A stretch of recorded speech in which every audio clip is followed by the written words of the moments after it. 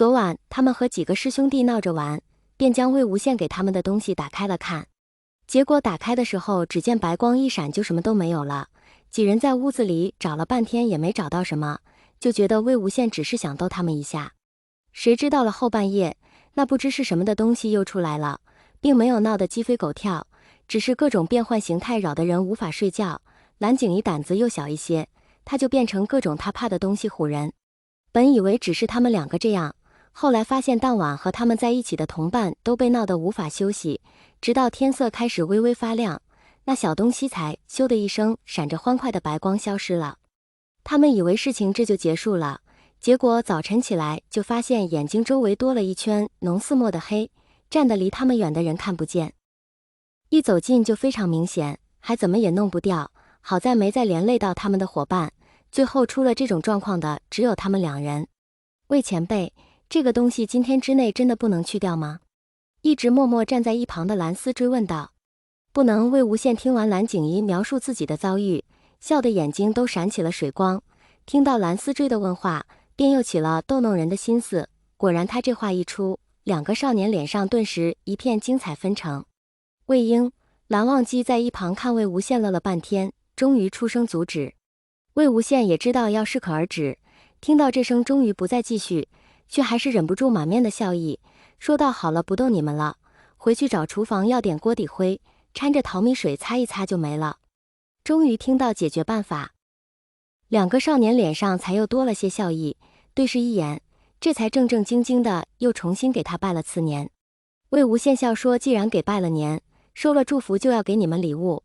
接过蓝忘机手里的红包递给两人，说道：这是我和你们韩光君给你们备的压岁钱，喏，接着想买什么就买什么。两个少年难得犹豫，半天不敢接。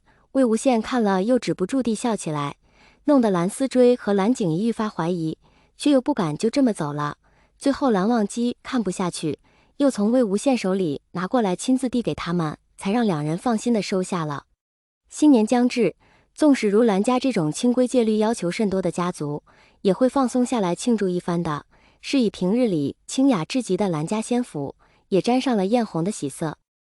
魏无羡说过年就是要热闹一些才好，所以每逢除夕总是会让小辈们到他们的院子里闹上一段时间。今年也是一样，蓝丝追和蓝景怡将那捉弄人的术法去掉后，又叫了几个要好的小伙伴过来贴窗花、贴桃符。几个人凑在一起选了半天，没选到几个满意的，就开始自己动手剪。魏无羡看了一会儿也觉得有趣，拿了几张红纸过来就开始写写画画，然后就拿起剪刀剪了起来。蓝丝追看他剪得认真，忍不住问道：魏前辈，您剪的是什么呀？待会儿你就知道了。魏无羡神秘地说道。等他剪完了，抖落剪下来的纸屑，展开来便看到一幅栩栩如生的兔子图案，准确地说是一圈兔子围着两个小人。虽然剪得很是简单，却不妨碍在场的几人知道这两个小人代表什么。蓝景怡看了几眼，犹犹豫豫说道：可是今年又不是兔年，魏前辈怎么剪这么多兔子？小朋友们立马点头表示赞同。魏无羡才不管这些，举起手里的东西叫道：蓝湛，看这边，这样好看不好看？蓝忘机走近看了一眼他手中的剪纸，立马点头道：好看。我就想你肯定也觉得好看，得到肯定。魏无羡弯着眼睛笑起来，我们把它贴到窗上好不好？好。晚间吃过年夜饭，便要守岁，魏无羡的身子受不住久坐，蓝忘机便将他带回了净室。明月高悬，夜欲发深了，魏无羡如今困得早，熬了一会儿就困得坐不住，眼睛也困得睁不开。蓝忘机便将他带到了榻上，却听他闭着眼低声道：都说除夕守岁，寓意来年家人团圆，亲人平安长寿，做得越久，福寿越长。那时年少，我不爱信的，除夕之夜只顾吃够玩够，从没有守至天明，也没人硬要我们守，总说累了就睡。可是回来以后，我又信了，管他是真是假，蓝湛，我都愿信。蓝忘机听他说完，低头在他眼睛上落下一吻，轻声道：睡吧，我替你守。魏无羡脸上露出个笑来：这样也能算？算。蓝忘机低声哄道。魏无羡渐渐睡去，嘴上却不忘喃喃道：蓝二哥哥，那你帮我告诉他，声音低至不可闻。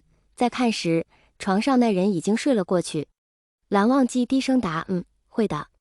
过了年后，姑苏天气愈发的冷，没多久便连续下了好几日的雪，染得漫天遍地的白。这日终于放晴，蓝忘机从藏书阁出来，便有弟子叫住了他，说是魏无羡邀他到疏影亭赏梅。疏影亭离净室不远，因那生的满院的梅花而得名疏影。听说这几日梅花开得甚好，魏无羡便说了几次要去那里看花，到了今日还就真的去了。